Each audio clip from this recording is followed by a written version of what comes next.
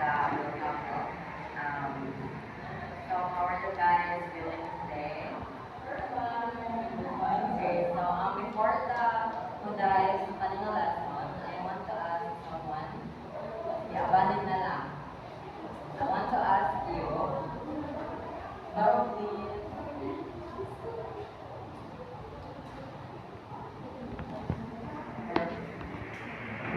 So, who in your life makes you feel like the best version of yourself and why? Who in your life makes you feel like the best version of yourself and why?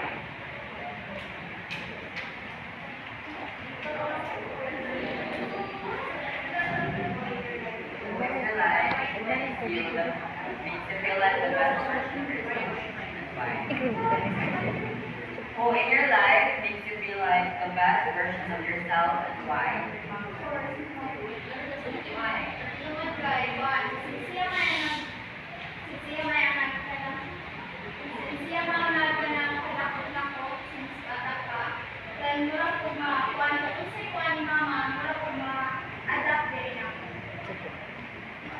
Okay, so thank you for your participation here. So, for today's lesson, we will be talking about taking care of the self from a sociological perspective. At the end of the lesson, the students should be able to understand how social influences shape self-identity from a sociological perspective, focusing on symbolic expressionism, reflect on personal relationships to identify positive and negative influences, and apply this understanding to set healthier boundaries, thus appreciate the impact of surrounding oneself with supportive, positive connections for personal growth.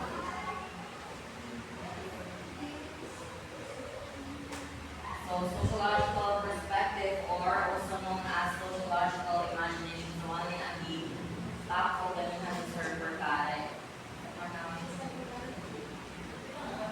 Sir,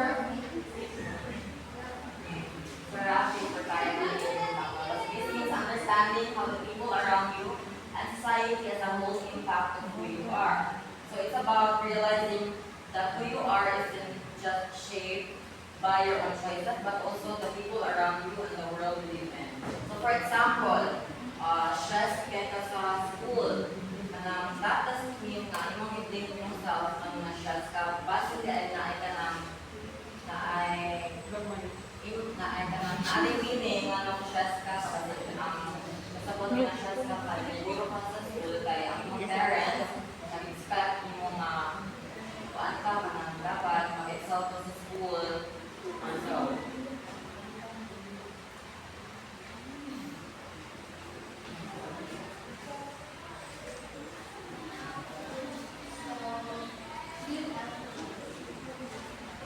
Good influence the impact you have on the other person by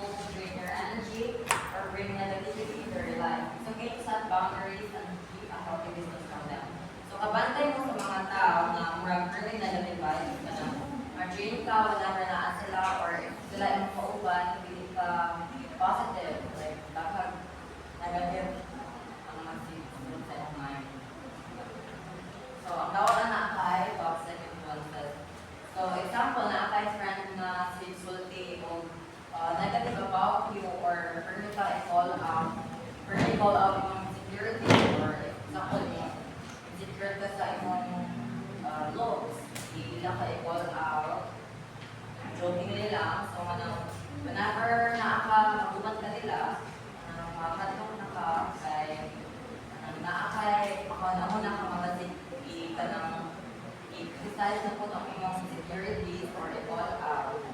So it's okay to set boundaries and take cognizance from them para ang imong mental health, dili ma-worse ang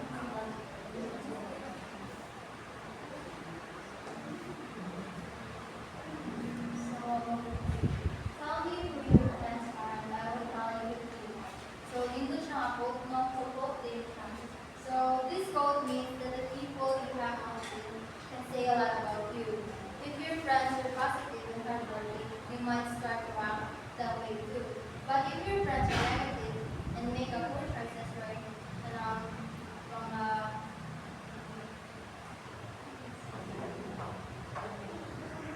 you might end up doing the same thing like what you did.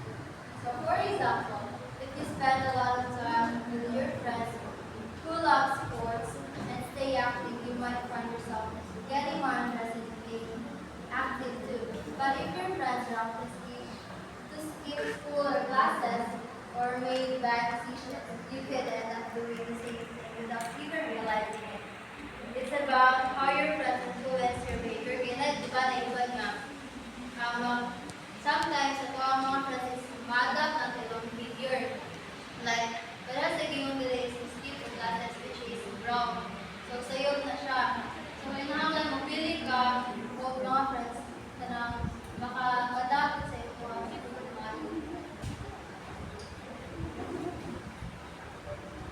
So another example is naakasa healthy na circle of friends. So if sa school, ang mga friends kay lasing magtuon or mga academic achievers na tendency na ang ilang behavior ma-adapt to mo. Or if yung circle of friends kay lipa or sige drama, like positive na possibilities doon na ma-adapt po na yung mga behavior. So another example is birds of a feather flock together. So ano siya, kung sa akin yung hobby, ang iyong friends, dahil na ako na ng hobby. So example, ikaw ka ng give up stand ka. Naapod kayo mga friends, circle of friends na kuan po, mga give up stands po, or if magkataran pag natural bond sa mga tao na na-active same interest like you.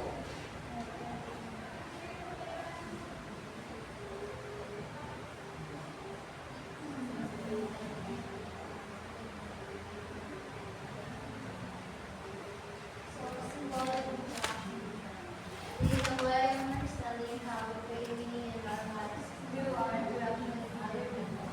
It suggests that our identity is shaped by the social world around us and the symbols attached to our experiences. For example, if you get a trophy or a sporting competition, it's not just a thing, right? So it means you work hard and did something great. So it makes you feel proud. This idea shows us that the way we see ourselves come from how we interact with others. And symbols or things we give special meaning to. So diba, and more like, and then, mabit ka mga kantas like that saying, that's content. So diba, if dili na ninyo ma-accomplish or dili mo matawag without unity, so dili nyo matawag na. So if you have a unity with each other, so ma-accomplish na ninyo which is madawag mo na communication. So inyong maning habo is maward kitratanan.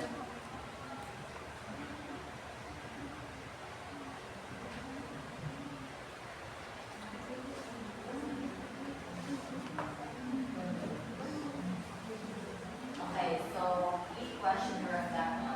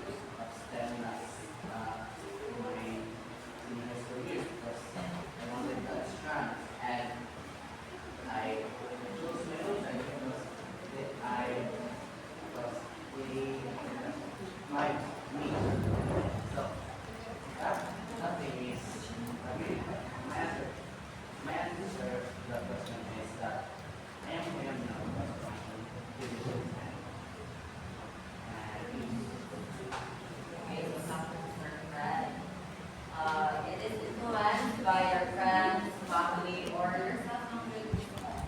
So, Nika. Nika. Nika. so why it matters? This perspective is important because it helps you realize that you are not alone in shaping your identity. Your thoughts, beliefs, and behaviors are often influenced by your friends, family, and even media. Understanding this can help you become more aware of how your environment affects you. Social connections. Every person you meet has the potential to change your thoughts or behaviors in some way. Ngunit ang mga tao na nag-meeting mo na kauban, maka-influence sila sa inyong thoughts and actions. So, for example, yung friends na hindi ko mga sindik ko. So, namataktan mo ikaw.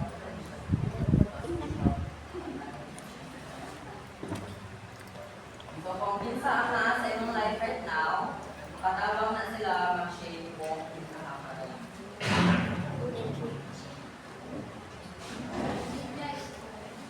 Whether it's Bakit ako ginaganyan?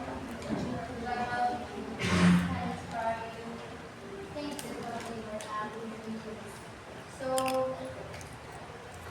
for example, after reading a book or a person who followed his dreams, you might feel more motivated to chase your own dreams.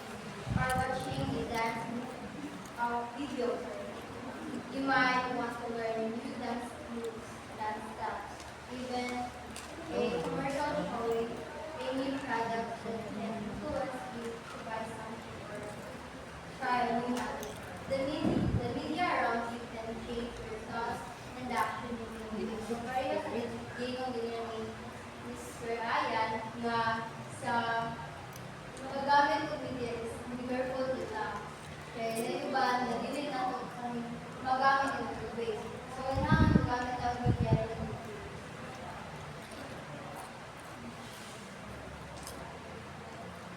So, like, experience both big and small can lead to personal growth and change the way you view yourself in the world.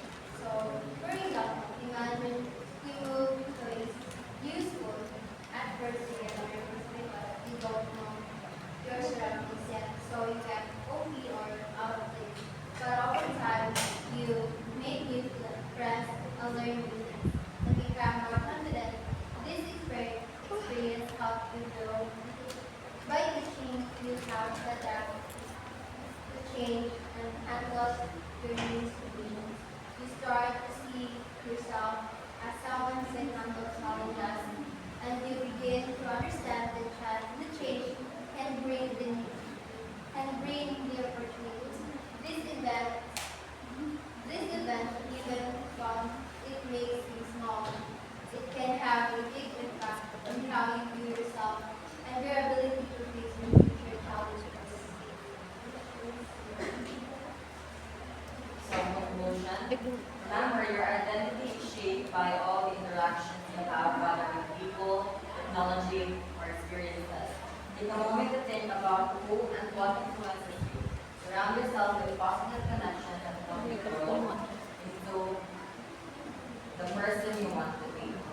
So, importante na ma-realize nato na ang ato pagkatao, kung na karon, dili lang nagikan sa atong mga kaugalingon. It's also because of the people we meet, the things we experience, and even the technology we use. So take a moment to think about isa ba ang mga tao, mga kapaligid sa imuha, or challenge sa imuha. Our surroundings and the people we hang out with have a huge impact sa atong growth. If mag-stay ta sa kanang positive ng mga tao na ay paano na makahelp sila sa kanang build o better na makahelp o perhaps sila grow or grow para sa